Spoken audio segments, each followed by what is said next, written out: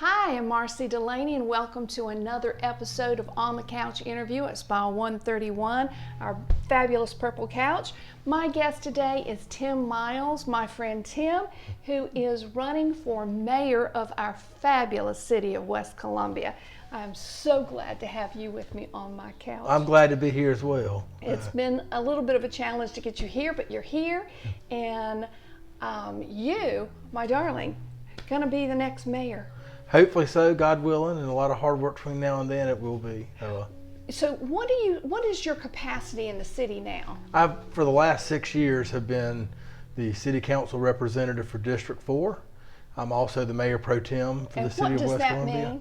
It kind of means I'm the mayor if the mayor isn't around. So Okay. I'm the backup for our current mayor. Okay. My city council district runs from the West Columbia Riverwalk up through the avenues all the way over to Charleston Highway at the intersection of Charleston Highway and Knox Abbott over at the Tiger Express Car Wash. So that's the area that I represent as a council member, and then of course I'm citywide as mayor pro tem. Well, cool. What made you want to take on such a challenge? So I have 3 young daughters.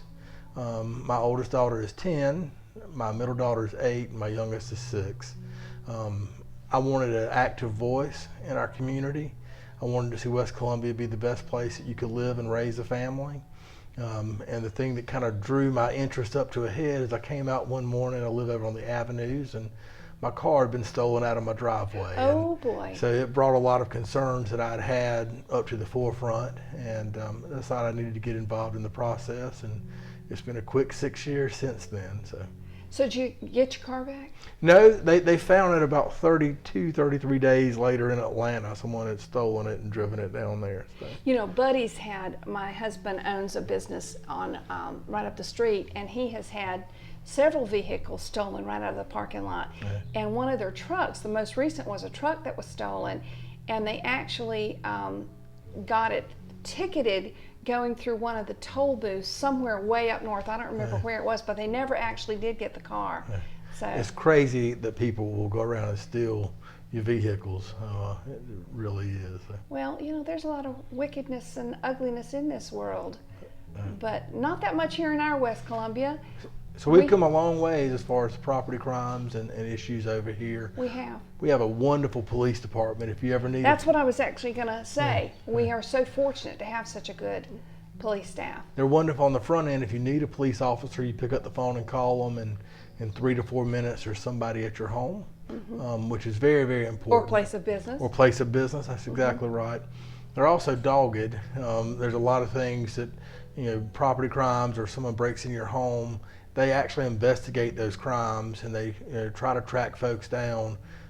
We have a lot of times, it might be a week, 2 weeks, a month later, but they end up catching the person who did it, and I'm very, very proud of them because they do follow up and follow through on criminal matters over here, and folks get prosecuted for breaking the law over here. Well, I'm proud of that, and I have told our police chief, Dennis Tyndall, send your guys over here anytime. They can park out in the parking lot and do their paperwork, whatever they need to do. Yeah. They're really a premier force, yeah, I think. I'm incredibly proud of them, from the leadership right down to the folks on the street. They are a top-notch organization. I agree.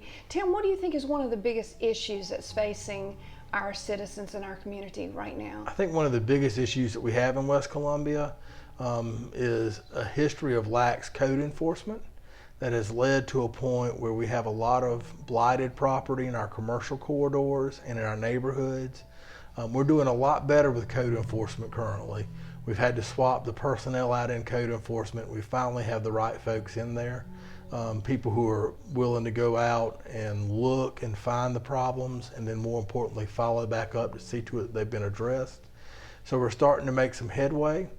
But I think that's the biggest issue that we need to address as a city, is we need to address some of the blight that we have in the commercial main corridors. And then we need to go in and we need to address some of the rundown homes. I'm not talking about you're going out with a ruler and measuring your grass in your yard, and if you're an inch too long, writing you a ticket. But there are legitimately some homes inside of our nice neighborhoods that folks, for whatever reason, have not taken care of. That's true. And we need to address that. That's true. So, are you a local guy? Were you born, raised here? No, I was born and raised in Lake City, South Carolina. Oh, okay. I tell folks that Lake City was my parents' home, but West Columbia is mine. My wife and I moved here after law school. We've been here for about 14 years. I spent some time in West Columbia prior to that. I took a semester off from the Citadel and came and worked as a page in the State House, and lived over here, while I was in college. Went to work for Southeastern Freight Lines when I finished the Citadel, and Good people. they're a great bunch of folks from here in West Columbia. So I had some exposure to West Columbia through that, and worked there for a couple of years before I went to law school. But we moved back here, made our home here about 14 years ago. Okay, that's long enough to say that you're a local guy, Yeah. I guess. I wasn't born here, but I've been in West Columbia. Well, I started dating Buddy, my husband, in 1977, and thought I could never live in West Columbia, but I've been here since then and can't imagine living anyplace else. It grows into your home. It really does. It does, and it's such a good place to raise your children. And have a business, and I'm real proud of it, and I'm real proud to have you here. Well, I thank you. It's one of my things I get most excited about. So we've lived over in the Avenues the entire time we've been here. And there are a lot of folks who built those homes back in the 50s and 60s, and they've lived there and spent the rest of their lives there. Over the last few years, a lot of those people have started to either go into assisted living facilities or to pass on and leave this earth.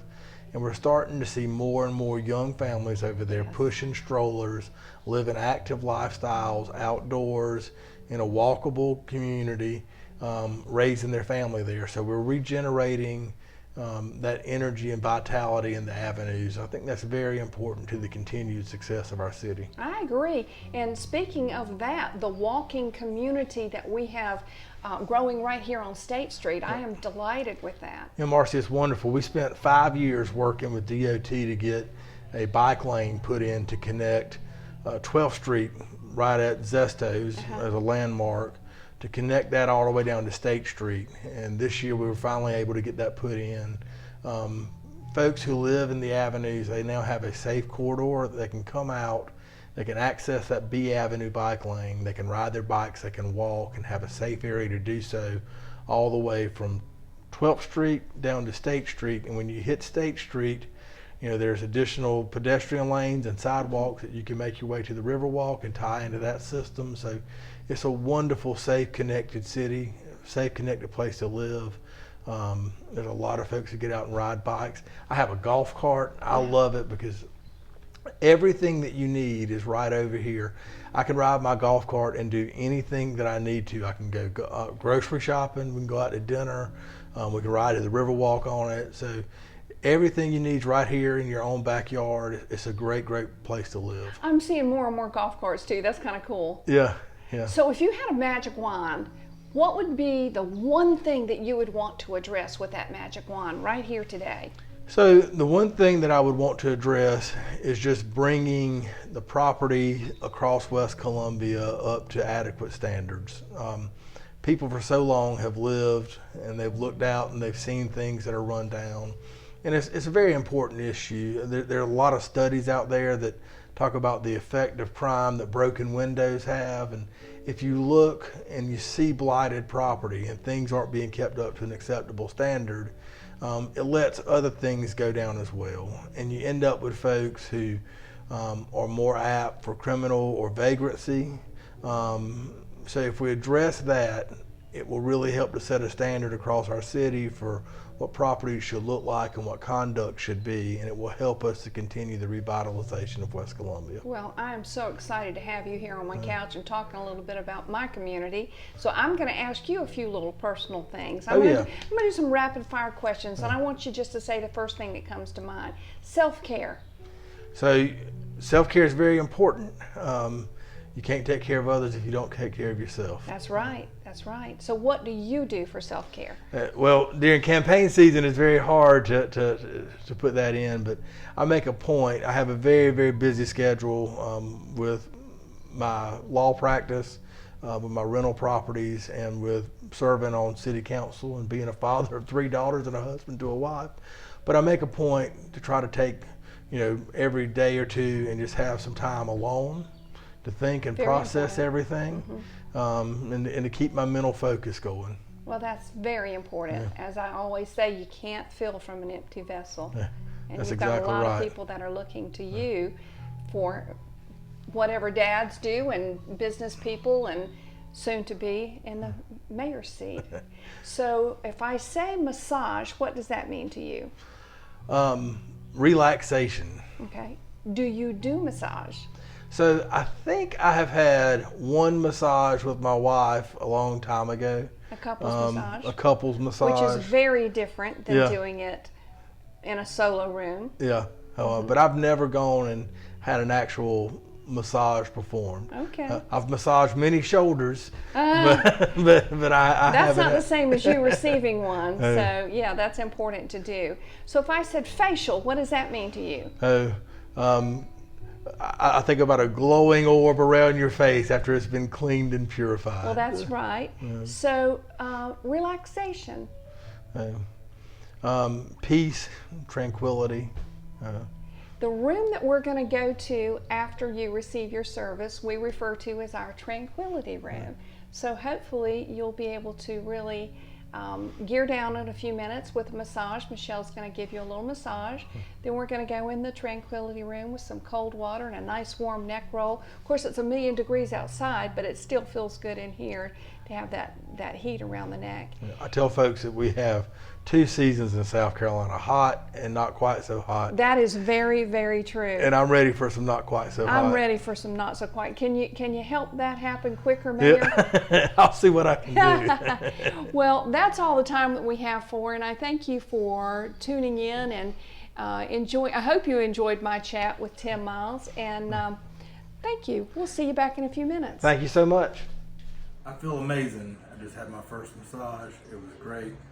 My back feels wonderful.